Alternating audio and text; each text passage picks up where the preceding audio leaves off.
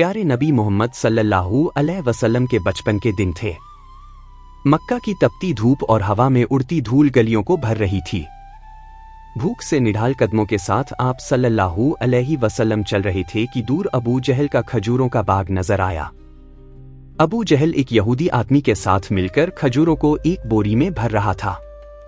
नबी मोहम्मद सल्लल्लाहु अलैहि वसल्लम बहुत भूखे थे, इसलिए 2 खजूरों की उम्मीद लिए धीरे धीरे बाग की तरफ बढ़ने लगे। जब वहां पहुंचे तो अदब से सलाम किया। अस्सलाम वालेकुम चाचा जान, और नरमी से कहा, मुझे बहुत भूख लगी है, क्या आप मुझे 2 खजूरें दे सकते हैं? अबू जहल ने घृणा भरी नजरों से देखा और बोला, मैं तुझे खजूर दे सकता हूं, लेकिन एक शर्त है, वो जो यहूदी खड़ा है उसकी बोरी तू अपने सर पर रखकर मेरे घर तक पहुंचा दे, तब खजूर मिलेगी। बिना देर किए नबी सल्लल्लाहु अलैहि वसल्लम उस यहूदी के पास गए। यहूदी हैरानी से बोला, ए मोहम्मद, तुम यहाँ क्यों आए हो? नबी सल्लल्लाहु अलैहि वसल्लम ने फरमाया, मैं यह बोरी अपने सर पर रखकर ले जाना चाहता हूं। वो चौंक गया, इतनी छोटी उम्र में क्या तुम यह बोरी उठा सकोगे? नबी सल्लल्लाहु अलैहि वसल्लम ने मुस्कुराकर फरमाया, हाँ, यकीनन उठा सकूंगा। फिर धूल से सने बदन और थके हुए जिस्म के साथ बोरी सर पर रखी और चल पड़े। छोटे छोटे कदम, थका हुआ जिस्म, मगर चेहरे पर एक अजीब रूहानी सुकून था। अबू जहल और वह यहूदी शख्स पीछे पीछे चल रहे थे। कुछ देर बाद बोरी अबू जहल के घर के सामने रख दी गई। यहूदी ने वह बोरी अंदर रख दी। नबी सल्लल्लाहु अलैहि वसल्लम ने फरमाया, चाचा जान, अब मुझे खजूर दीजिए। अबू जहल ने एक खजूर आप सल्लल्लाहु अलैहि वसल्लम को दे दी। फिर आपने नरमी से फरमाया, क्या आप एक और खजूर नहीं देंगे? यह मासूम सी गुजारिश अबू जहल के अंदर की आग को जैसे और भड़का गई। गुस्से में भरकर उसने एक जोरदार थप्पड़ नबी सल्लल्लाहु अलैहि वसल्लम के चेहरे पर मार दिया, और उसी लम्हे जैसे सूरज डूब गया हो, आसमान फट पड़ा हो, हवा थम गई हो और पहाड़ भी रो पड़े हो। एक मासूम बच्चे पर ऐसा जुल्म। अबू जहल हंसते हुए अपने घर चला गया, मगर तभी खजूर की बोरी खोली गई और चौंकाने वाला मंजर सामने आया। सारी खजूरें छोटे छोटे पत्थरों में बदल चुकी थी। यह देखकर वो यहूदी स्तब्ध रह गया, आंखें फैल गई, जबान खामोश हो गई। वो भागा भागा अपने सरदार को यह खबर देने चला गया। उधर अबू जहल घर से बाहर आया और ताना देते हुए बोला, मोहम्मद, तू तो बहुत बड़ा जादूगर निकला, तूने मेरी खजूरों पर जादू कर दिया। नबी सल्लल्लाहु अलैहि वसल्लम ने सर झुकाकर बहुत नरमी से कहा, चाचा जान, मुझे तो कुछ मालूम नहीं। यह सुनते ही अब्बू जहल ने एक और थप्पड़ मारा। उसकी आवाज जैसे आसमान को चीर गई, सब कुछ थम गया और उस मासूम की आंखों से एक आंसू लुढ़क गया। मगर देखिए क्या शफकत थी, क्या रहमत थी। नबी सल्लल्लाहु अलैहि वसल्लम ने सिर्फ इतना कहा, चाचा, आपके हाथ को चोट तो नहीं लगी? सुभान अल्लाह, क्या किरदार, क्या इंसानियत। खुद थप्पड़ खाया मगर फिक्र उस इंसान की जिसने मारा। फिर नबी सल्लल्लाहु अलैहि वसल्लम यह सारी जिल्लत, तकलीफ और भूख लेकर घर वापस नहीं गए, बल्कि चुपचाप पहाड़ के किनारे जाकर खड़े हो गए।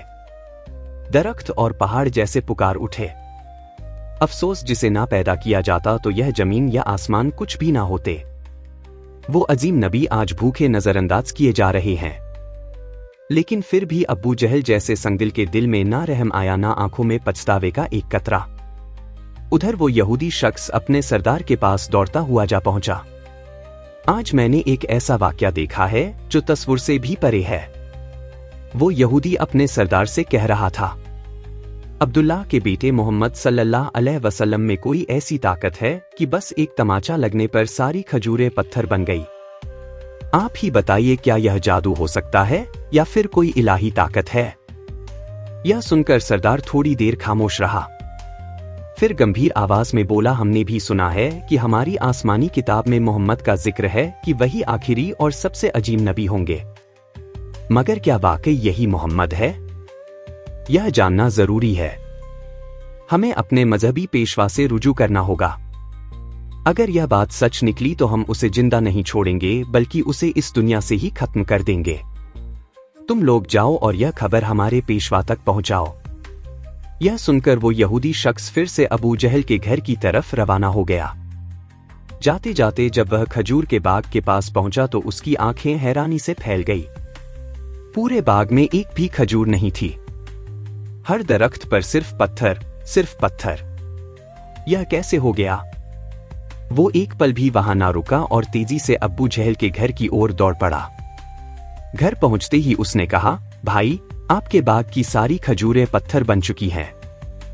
अगर अब इसे ना संभाला गया तो बहुत बड़ा नुकसान हो जाएगा। इसका एक ही हल है, मोहम्मद सल्लल्लाहु अलैहि वसल्लम से माफी मांगो। मगर अबू जहल माफी मांगने वालों में से नहीं था। वो जालिम था, चालाक था। उसने नरमी से कहा, ठीक है, चलो मोहम्मद के घर चलकर देखते हैं। फिर वह नबी मोहम्मद सल्लल्लाहु अलैहि वसल्लम के घर की तरफ चल पड़ा।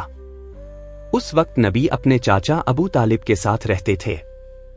जब अबू जहल घर पहुंचा तो अबू तालिब अकेले थे।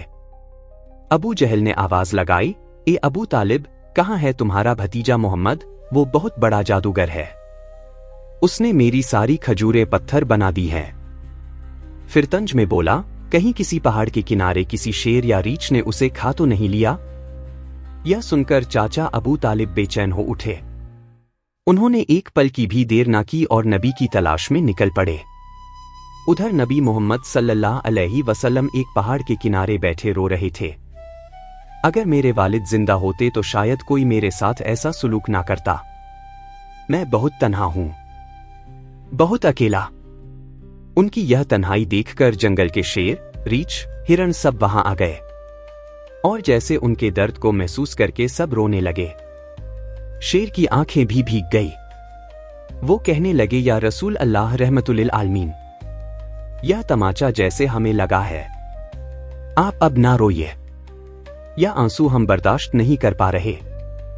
कुछ ही लम्हों में चाचा अबू तालिब वहां पहुंच गए। उन्होंने जब यह मंजर देखा तो कुछ कह ना सके, बस स्तब्ध रह गए। नजारा इतना अजीब और दिल को छू लेने वाला था। फिर उन्होंने नबी को सीने से लगाया और पूछा, किसने तुम्हें तकलीफ दी मेरे लाल? जब तक मैं जिंदा हूं कोई तुम्हें छू भी नहीं सकता। उसके बाद चाचा अबू तालिब नबी को लेकर घर लौट आए। लेकिन उसी रात अबू तालिब खुद अबू जहल के घर पहुंचे। उन्होंने गुस्से से नहीं बल्कि सच्चाई से कहा, तुम उसे जादूगर कहते हो, जबकि उसने तुमसे कुछ मांगा भी नहीं, तुम्हारी खजूरें भी नहीं ली, तुम्हारे खिलाफ कुछ कहा भी नहीं। उसकी आंखों से जो आंसू गिरे हैं वह एक दिन पहाड़ों को भी पिघला देंगे। यह कहकर अबू तालिब वहां से चले गए। अबू जहल खामोश रह गया, क्योंकि वह कुछ महसूस जरूर कर रहा था मगर तस्लीम नहीं करना चाहता था। असल में वह एक जालिम और घमंडी इंसान था। उसी रात मक्का के आसमान पर एक अजीब रोशनी फैल गई। सब लोग समझे कोई तारा टूटा है, मगर हकीकत यह थी कि फरिश्ते एक एक करके जमीन पर उतर रहे थे। एक फरिश्ता दूसरे से कह रहा था, इन आंखों से जो आंसू बहा है एक दिन उसी से अजीम किताब नाजिल होगी। यही सबसे अजीम इंसान है और आखिरी नबी भी जो पूरी दुनिया के लिए रहमत बनकर आया है।